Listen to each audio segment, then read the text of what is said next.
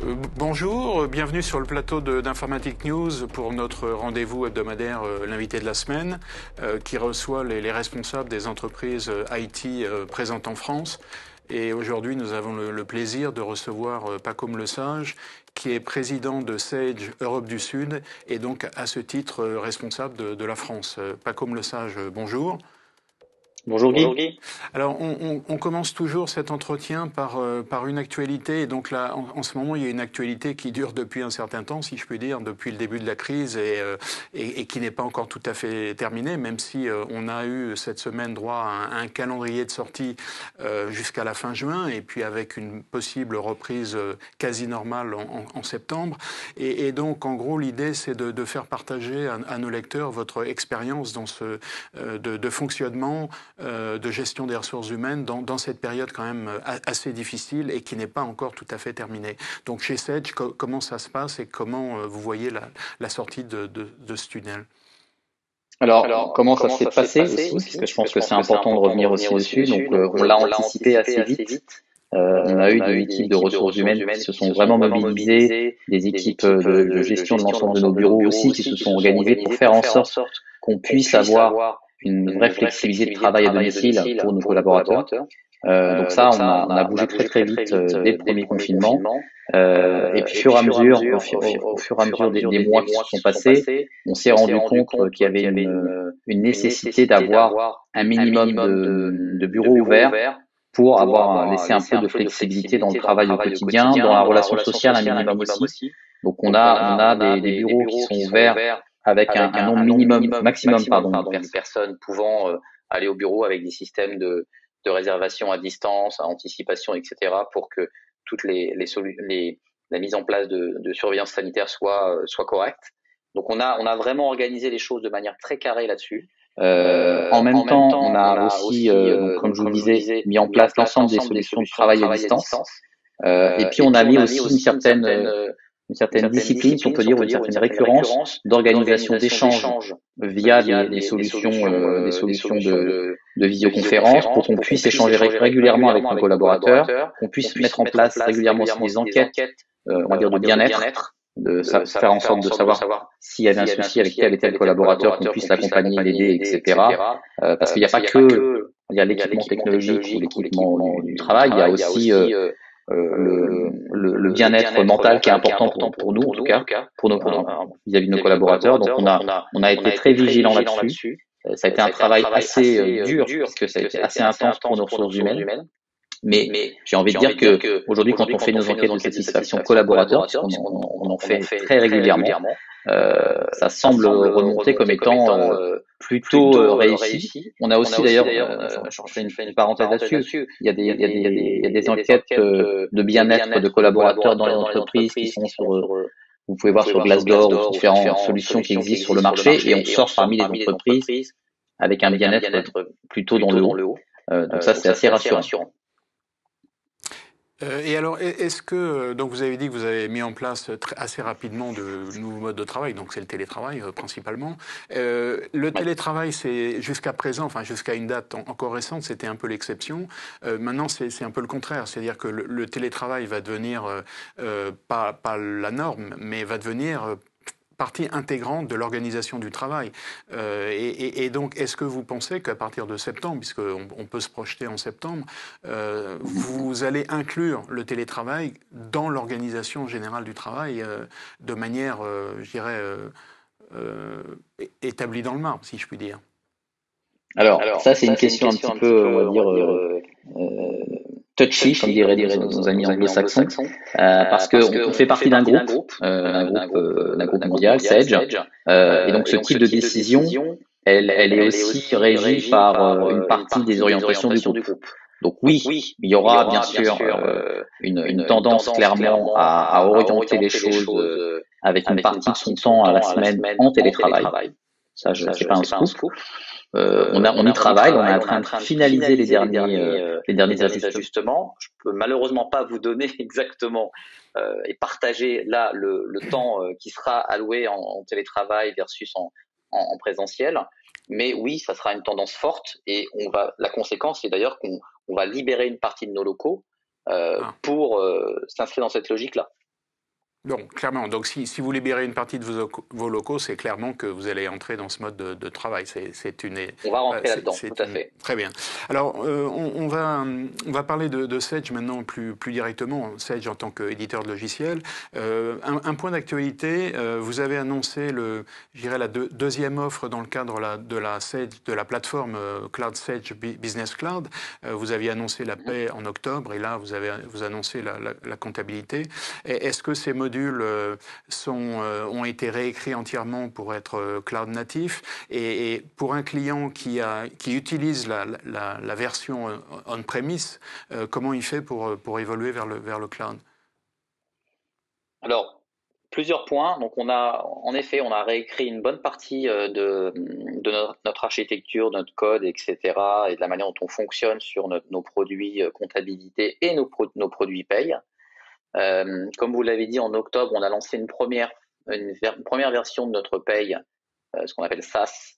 Et là, on a lancé depuis quelques jours la deuxième version de ce produit paye aussi, puisqu'il manquait quelques aspects fonctionnels clés et qui répondent à une partie de votre question, qui sont la reprise d'antériorité sur des implémentations existantes, qu'elles soient chez Sage ou chez nos concurrents.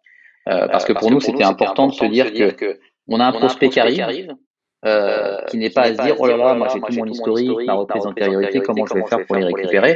Donc c'était important qu'on ait un outil moderne, efficace, qui permette rapidement à notre prospect de devenir un client et de retrouver ces données qu'il avait chez un de nos concurrents potentiels. Donc ça, c'est une réalité depuis quelques jours, on va dire. Maintenant, on a cet outil de disponible, très efficace. On l'a testé auprès de nos partenaires revendeurs, auprès de certains clients. Ils ont été surpris par la vélocité, l'efficacité de cet outil. Et donc maintenant, on a vraiment une offre, on pense être très efficace, très forte pour le marché, et qui permettent de mettre en situation très vite des clients. Ça, c'est pour la paye. Sur la comptabilité, même chose. On a un outil qu'on vient de déployer depuis quelques jours, qui s'appelle Sage Business Cloud Comptabilité, qui va avoir, pareil, comme la paye, un certain nombre d'évolutions régulières. On aura des évolutions majeures là qui vont arriver plutôt sur le calendrier de fin mai début juin. Mais on a une première version qui est déjà disponible, qui commence à déjà être déployée chez certains clients, et qui est une revue complète de notre produit comptabilité dans une logique SaaS, avec une architecture qui a été complètement repensée. Et pareil, qui va arriver avec des outils de reprise d'antériorité dès le mois de juin, dès fin mai début juin, pour qu'on puisse avoir une vraie fluidité de transfert d'offres de nos concurrents ou de nos offres à nous existantes, de nos produits existants.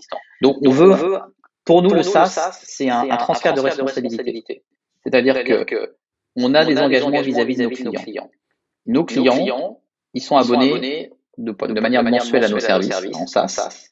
Et donc le risque, faut pas se leurrer, si on n'est pas bon dans l'accompagnement, dans la proposition de valeur, dans l'offre qu'on leur amène, on sait très bien que c'est des gens qui seront capables de partir de chez nous beaucoup plus vite que quand ils avaient acheté une licence et une maintenance pour un an avant à l'époque.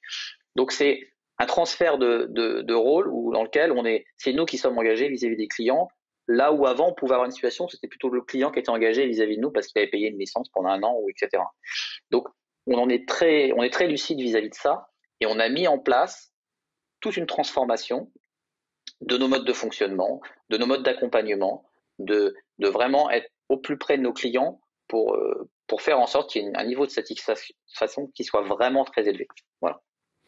Alors, il se trouve que j'ai revisionné l'interview qu'on avait faite de votre prédécesseur, Laurent Deschaux, il y a un peu plus de 2 ans, et donc il avait donné comme objectif d'être à 100% en mode SaaS dans les 2-3 ans à venir. Où est-ce que vous en êtes dans ce calendrier-là? Est-ce que finalement ça ne prend pas un petit peu plus de temps que ce qu'on pouvait prévoir au départ?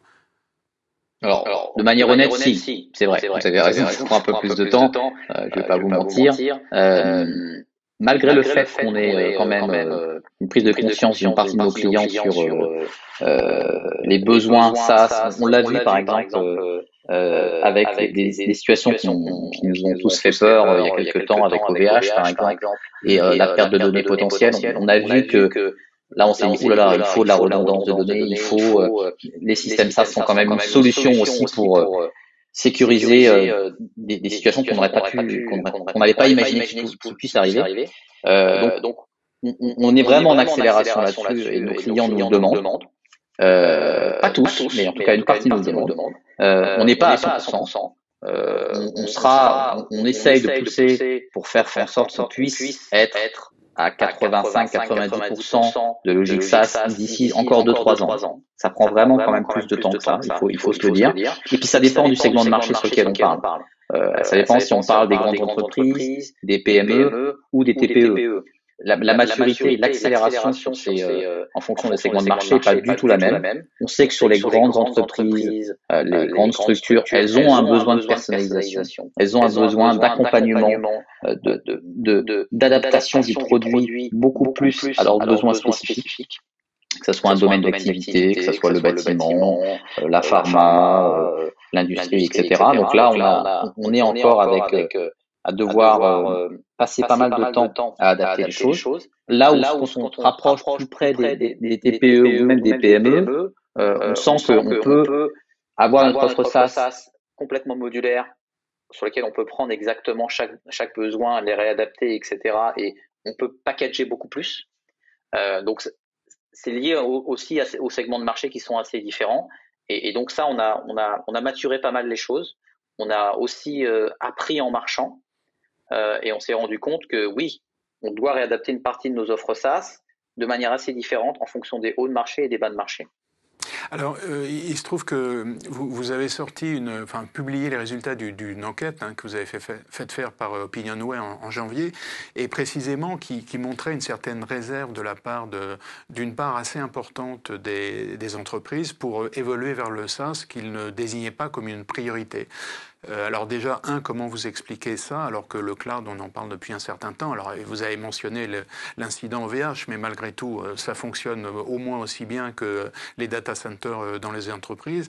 Et comment vous arrivez à régler votre volonté à vous d'avancer vers le cloud et la réserve de certains de vos clients pour s'y mettre? Alors, je pense qu'elle est liée à plusieurs aspects. Le premier aspect, c'est la proposition disponible pour nos clients. Comme je vous le disais, en fonction des segments de marché, d'entreprise, on n'a pas le même niveau de maturité d'offres à proposer à nos clients. Parce que ça prend du temps à développer, à réadapter, toute la complexité pour nous, ce qui est important, ce qui est clé, c'est de la vulgariser pour que ce soit vraiment des choses beaucoup plus automatiques, beaucoup plus centrées intelligence artificielle, pour toutes les tâches pénibles récurrentes faites par nos clients, on veut vraiment les gommer un maximum pour leur laisser du temps à gérer leur entreprise et à pas passer du temps sur un système de compta compliqué. C'est ça qui est important pour nous. Et donc ça prend du temps. Donc la proposition disponible sur le marché et le fait qu'on n'ait pas encore des offres SaaS partout disponibles fait que du coup, ils peuvent se poser certaines questions. Le deuxième point, c'est que c'est vrai il faut qu'ils l'essayent. Donc là, on arrive avec un certain nombre de solutions. Nos concurrents aussi ne sont pas présents partout. Le fait d'avoir de plus en plus d'offres va aider à démocratiser le besoin, la prise de conscience que ça a une vraie valeur ajoutée. Et je pense que le fait que les entreprises comme la mienne vont fonctionner en mode télétravail de plus en plus, je peux en être tout seul, on sait très bien, va aussi faire en sorte que ces besoins vont s'accélérer et les gens vont avoir besoin d'être chez eux avec la même capacité de travail, le même accès à leurs données de manière sécurisée, etc., comme ils le font au travail, sur site en tout cas. Et donc ça, je pense que ça va évoluer progressivement. Les gens ont besoin d'être éduqués à ces avantages du SaaS. Il y a un vrai avantage qui est non négligeable, c'est une vraie économie d'échelle à la fin, puisque la proposition, les coûts sont mutualisés en SaaS. Donc il y a un vrai bénéfice pour le client final, c'est de dire je peux avoir plus ou moins la même chose pour un coût qui est beaucoup plus faible. Et ça, c'est un vrai sujet. Et donc ça, on n'a peut-être pas encore été, nous, Sage ou nos concurrents, on n'a pas encore été suffisamment limpide vis-à-vis de ça, en disant, ça va être beaucoup plus rentable pour vous, ça va être, ils ont tous peur aussi quelque part d'une notion est-ce que si j'ai un problème d'internet, machin, qu'est-ce qui va se passer? Est-ce que ça va fonctionner? Est-ce que je vais pas être bloqué? Donc, il y a beaucoup de réassurance à faire. C'est indéniable. Et donc ça, on y travaille. Alors, toujours dans le cloud, c'est quand même le grand sujet depuis quelques années et encore pour quelques temps. En France, donc vous-même, vous n'avez pas votre propre cloud, je suppose. Donc, quels sont vos partenaires, je dirais, sur le territoire français? Est-ce que la localisation des données, de toutes les données ou de certaines d'entre elles, est un point important sur lequel il faut absolument que vous vous pliez. Et puis une question un peu annexe, c'est est-ce que vous suivez avec intérêt le projet Gaïa de cloud européen? Alors, plusieurs points. Sur la localisation des données, c'est un sujet en tout cas, et moi j'ai souhaité, et Laurent, mon prédécesseur, de la même manière, c'est un sujet non négociable. C'est-à-dire que ce que nous proposons à nos clients ou à nos clients via nos partenaires, c'est de facto une localisation locale. Donc, excusez-moi, localisation France, pardon. Ouais. Donc c'est indéniable et c'est nécessaire. Donc ça nous coûte un peu plus d'argent, parce que nos partenaires hébergeurs avec lesquels nous travaillons ne tarifient pas au même niveau une localisation France, une localisation Europe de l'Est ou autre chose, etc. Donc, pour répondre à la deuxième partie de votre question, on travaille principalement, nos deux gros partenaires sont Microsoft avec Azure et Amazon avec AWS. C'est vraiment nos deux piliers partenaires sur lesquels on s'appuie. Ça dépend des typologies de produits dont on parle. Est-ce qu'on parle de produits plutôt segment grande entreprise ou PME ou son entreprise? Et donc, en fonction de ça, on réadapte nos offres, mais c'est principalement de l'Azure et du AWS sur lesquels on s'appuie. En complément, puisque comme vous le savez, nous, Sage, on a un très gros réseau de partenaires revendeurs. Et ce sont des partenaires revendeurs intégrateurs aussi. Et donc, du coup, eux peuvent héberger sur d'autres solutions. On a un certain nombre de nos partenaires qui hébergent sur OVH, par exemple, qui ont pu être un petit peu impactés. Et heureusement, on a réussi à s'en sortir. Mais ils peuvent héberger sur d'autres solutions. Donc, nous, principalement, dans nos produits Sage complètement packagés, on est principalement sur de l'Azure et du AWS. Nos partenaires vont plus loin avec d'autres systèmes d'hébergement, mais le dénominateur commun, il est sur un hébergement qui doit être français, localisé en France. Et alors l'autre... Pardon, allez-y. Allez-y, je vous en prie. Non, allez. Le point sur Gaïa, je pense que on observe ça et on surveille ça avec beaucoup d'attention. À ce stade, on n'a pas une position encore claire sur le sujet, honnêtement parlant. Mais je pense ça va se clarifier dans les mois qui vont venir. En tout cas, pour nous, c'est un point très important. Alors, on reste une entreprise anglo-saxonne, de maison mère anglo-saxonne. Donc, ça commençait à être un des sujets qu'on a commencé à débattre dans les meetings de comité de direction du groupe, dans lequel je suis. Donc, il est un peu tôt pour vous dire la position, mais en tout cas, c'est observé de près. Je peux vous le dire. D'accord. Donc, si on continue sur ce sujet du cloud, est-ce que vous avez parlé de le fait que vos partenaires facturaient un peu plus cher sur le territoire français que si c'était en Allemagne de l'Est ou même encore plus loin? Vous l'évaluez à combien ce delta? Alors là, ça reste des choses un peu plus... ça dépend c'est des sujets un petit peu confessionnels. On a le coût exactement le delta de ce que va nous facturer à Microsoft en France versus à l'étranger. Après, la répercussion dans l'offre de nos clients, honnêtement parlant, c'est nous qui l'absorbons. On ne veut pas changer la tarification liée à ça. C'est-à-dire que pour nous, il n'y a qu'une seule offre, c'est celle-ci, et on n'a pas augmenté nos tarifs associés à ça. Ça va dans notre valeur ajoutée. Et là où on veut augmenter, où on veut aller chercher notre supplément de prix, il est sur ce qu'on développe nous-mêmes. Un autre point qui est important, vous le savez, on développe plein de choses, mais on travaille aussi avec nos partenaires éditeurs qui peuvent complémenter nos offres. On appelle, vulgairement parlant, nos ISV. Et nos partenaires éditeurs qui complémentent nos offres, on va évoluer aussi notre stratégie avec eux. On ne va pas chercher à aller faire de l'argent sur, entre guillemets, sur leur dos. Ils sont là pour nous aider à faire en sorte qu'on puisse complètement avoir une offre qui réponde à un besoin d'un client. C'est important qu'ils puissent vivre, qu'ils aient un écosystème pour pouvoir vivre. Donc, on va pas chercher à aller prendre de la marge chez eux en utilisant notre réseau. On est là vraiment pour faire en sorte qu'on ait une proposition complète. Et pour Azure, c'est la même chose. On veut prendre la meilleure solution qui existe avec une tarification qui est un peu plus coûteuse pour nous, qui impacte un peu notre marge, et c'est notre choix aujourd'hui. Peut-être qu'il évoluera, mais en tout cas, c'est la position qu'on a sur le moment. Alors, il y a 2 points que je voudrais aborder avec vous pour terminer cet entretien. Le premier, concerne 2 chantiers importants auxquels vous avez été confrontés. Il y a eu le prélèvement à la source. Donc, l'avantage de celui-là, c'est qu'il fallait être prêt au jour J, puis après, a priori, c'était réglé, si je puis dire. Et puis, les RGPD qui, malgré une date qui avait été fixée, qui continue et qui est vraiment quelque chose qui va rester. Quels sont les enseignements que vous avez tirés de ces 2 chantiers quand même assez lourds, à la fois pour vous et pour vos clients? Alors c'est vrai que c'était 2 grosses étapes avec une étape qui continue, qui est celle du RGPD, qui étaient des étapes assez importantes.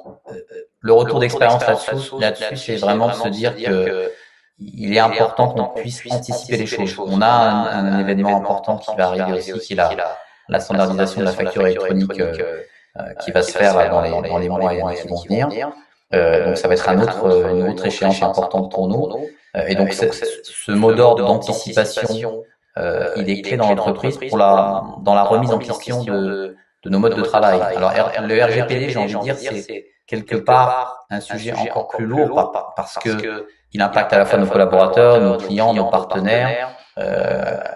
Qu'est-ce qu'ils souhaitent faire, jusqu'à quel niveau on souhaite aller, et ça ramène un certain nombre de lourdeurs qui sont nécessaires en termes de transparence, parce que c'est le devoir en tant que société qui faisons des choses pour nos clients, pour nos partenaires, de garantir ces choses-là.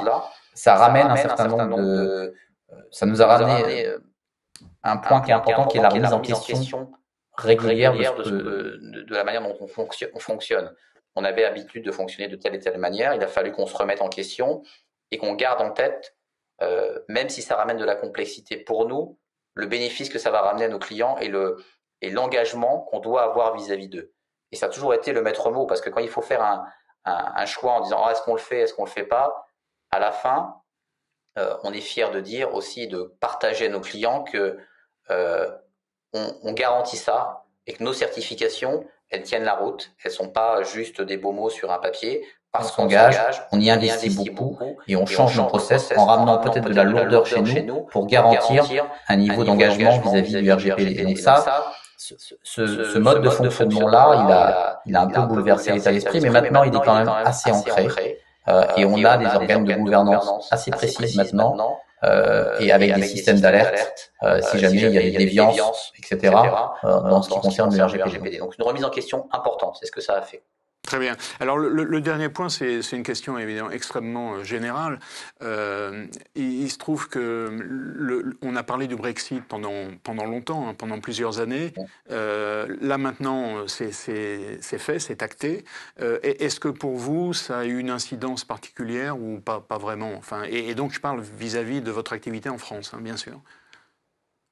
Alors, bon, comme je vous disais, on est une entreprise anglo-saxonne, avec un siège anglo-saxon.